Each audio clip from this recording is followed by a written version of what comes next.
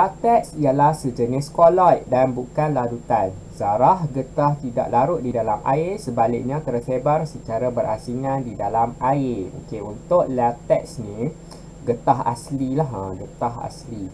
So getah asli ni kalau kita belajar dalam tingkatan 2 ada beberapa jenis larutan lah, larutan koloid, larutan biasa, larutan terampai. So, getah ni dia terdiri daripada koloid lah, dia terdiri daripada jenis koloid dan bukan larutan pun.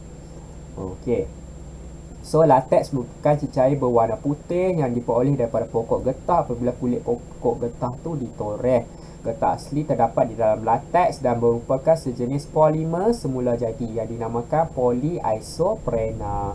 So ni molekul getah tu, molekul dia keratan rentas kalau kita potong, kat luar ni adalah charge ion bersifat negatif. Di dalam ni adalah molekul getah tu lah, molekul getah asli, nama dia polyisoprena. Polyisoprena maksudnya monomer dia isoprena lah. Formula struktur monomer getah isoprena. Okey. So monomer bagi polyisoprena ialah isoprena ataupun dengan nama IUPAC 2-methyl but 1,3-diena. Sebab apa diena? Sebab ada dua alka double bond lah, ada dua ikatan ganda dua. Okey, membran protein zarah getah bercas negatif pada permukaan luar. So membran dia ni bercas negatif. Hal ini menyebabkan zarah-zarah getah menolak antara satu sama lain dan mengelakkan getah daripada menggumpal. So getah dalam bentuk cecair kan, tapi kita tahu susu getah tu dalam bentuk cecair, tapi kita tahu getah yang kita guna dalam seharian bukan dalam bentuk cecair pun, dalam bentuk pepejal. Maksudnya dia telah menggumpal.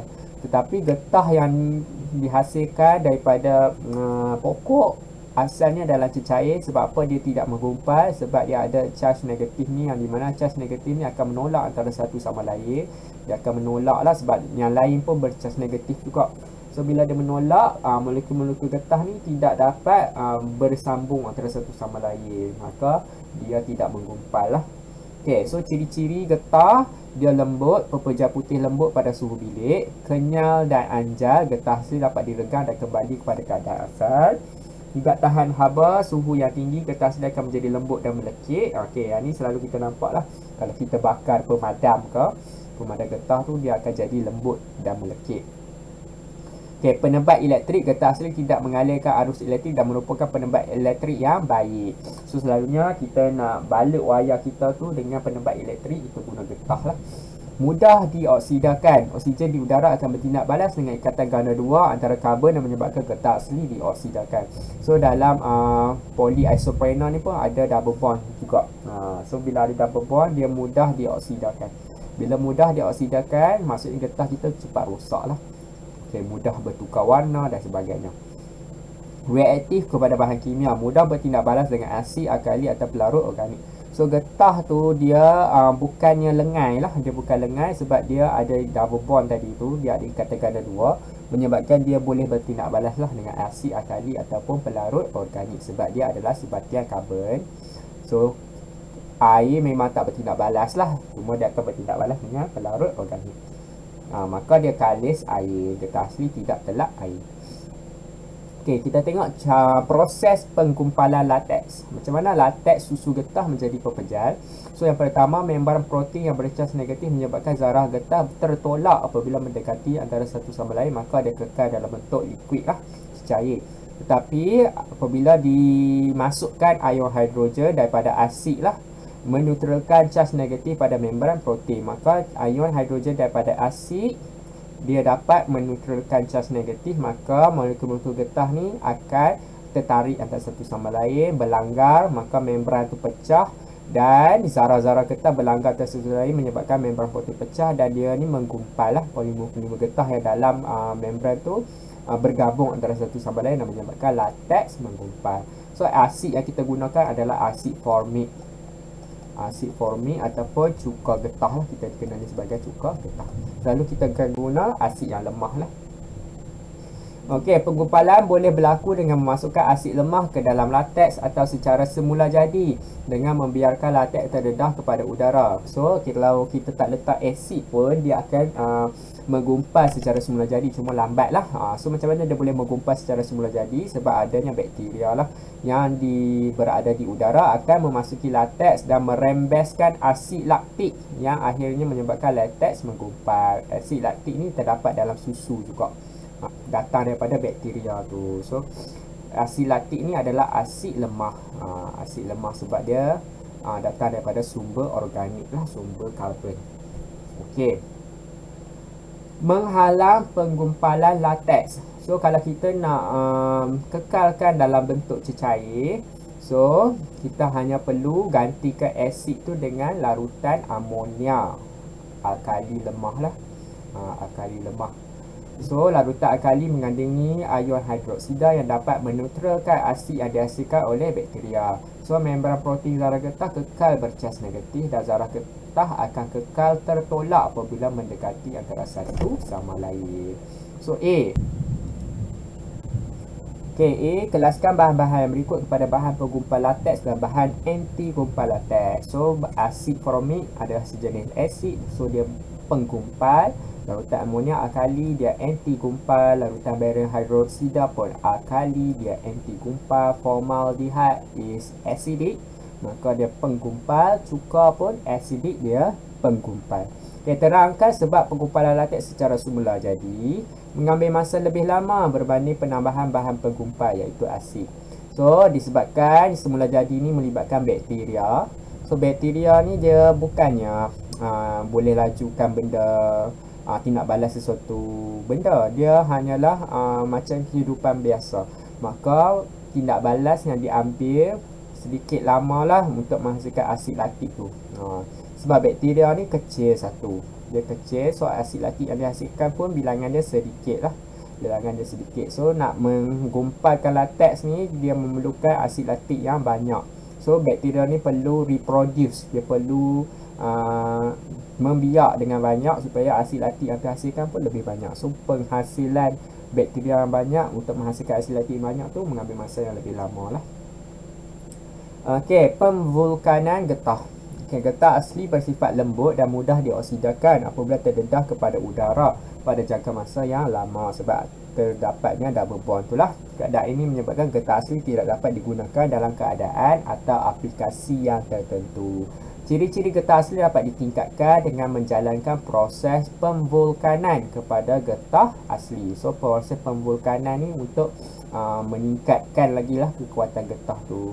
Pemvulkanan ialah proses penghasilan getah yang lebih kenyal dan berkualiti melalui penghasilan rangkai silang antara rantai polimer. So tadi sebelum-sebelum kita dah pernah nampak dah rangkai silang tu.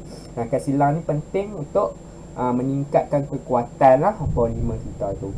So sebab tu proses pemvulkanan, ikatan ganda dua antara karbon yang terdapat antara molekul getah akan bertindak balas dengan sulfur atau bahan lain untuk menghasilkan rantai silang sulfur. Okey, rangkai silang sulfur ini menjadikan getah tervulkan lebih kuat. So ni sulfur, yang ni getah yang tiada rangkai silang, lepas tu kita tambah sulfur, so dia akan membentuk rangkai silang lah. Cross link chain nama dalam bahasa Inggeris dia tu. So dia susah nak tergelincir. Dia susah, kalau dia tergelincir dia akan kembali semula ke bentuk asal lah, ke posisi asal. So pembentukan rangkai silang sulfur mengurangkan ikatan ganda dua antara karbon dalam getah tervulkan dan menjadikan getah tervulkan sukar dioksidakan sebab sulfur bertindak balas dengan ikatan ganda dua sahaja. So ikatan ganda dua telah kurang, maka kuranglah pengoksidaan. Rangkai silang sulfur yang kuat pula menghalang polimer getah daripada menggelongsor. Tadi saya sebut tergelincir kan, samalah menggelongsor apabila diregangkan dan dapat kembali semula ke bentuk asal selepas diregangkan. So getah yang kita selalu guna duk plastik tu ataupun duk ikat plastik makanan tu adalah salah satu daripada getah tervulkan jugalah. Okay, tenaga haba yang tinggi juga diperlukan untuk memutuskan rangkai ini. So dia menyebabkan sulfur, rangkai silang sulfur ni memerlukan haba yang tinggi lah untuk diputuskan. So bahan-bahan pemvulkanan selain daripada sulfur, kita boleh tambah peroksida untuk membentuk rangkai silang tu, ataupun kita guna sinaran UV ke untuk memusnahkan ikatan ganda 2, ataupun kita tambah logam oksida. Bila kita tambah logam, dia lagi kuat lah dalam struktur getah itu.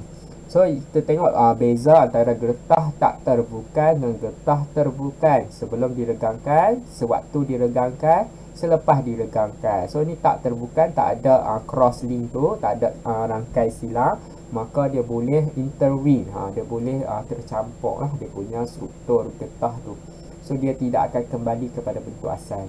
Tetapi kalau getah terbuka, sebelum diregangkan, sewaktu diregangkan dan selepas diregangkan akan kembali semula ke bentuk asal disebabkan adanya kehadiran rangkai silang sulfur. So beza getah terbuka dengan getah tak terbuka, kekenyalan dia lebih kenyal lah, kekerasan dia lebih keras, kekuatannya lebih tinggi, ketahanan haba yang tinggi dan tahan pengoksidaan. Kalau getah tak terbuka semua terbalik lah.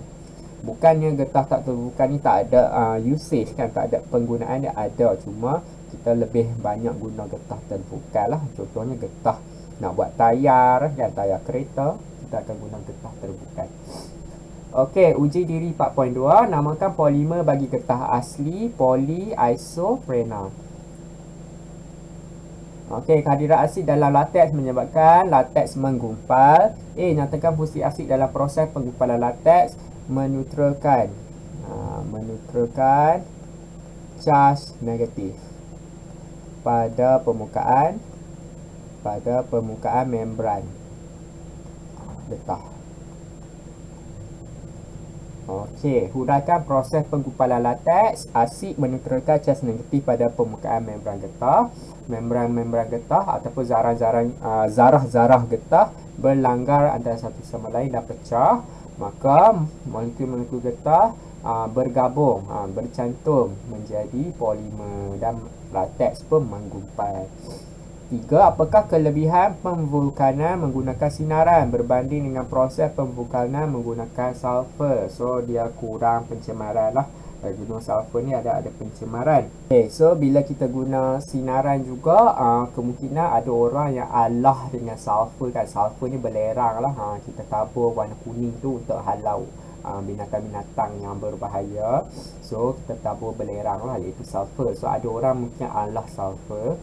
Ataupun haiwan kan, haiwan yang tak boleh dengan belerang tu, dia tak boleh dengan sulfur. Kita nak guna benda-benda getah terhadap haiwan ni, so kita tak boleh gunalah sulfur tu. So sinaran boleh sebagai alternatif lah untuk siapa yang mempunyai alahan dengan sulfur.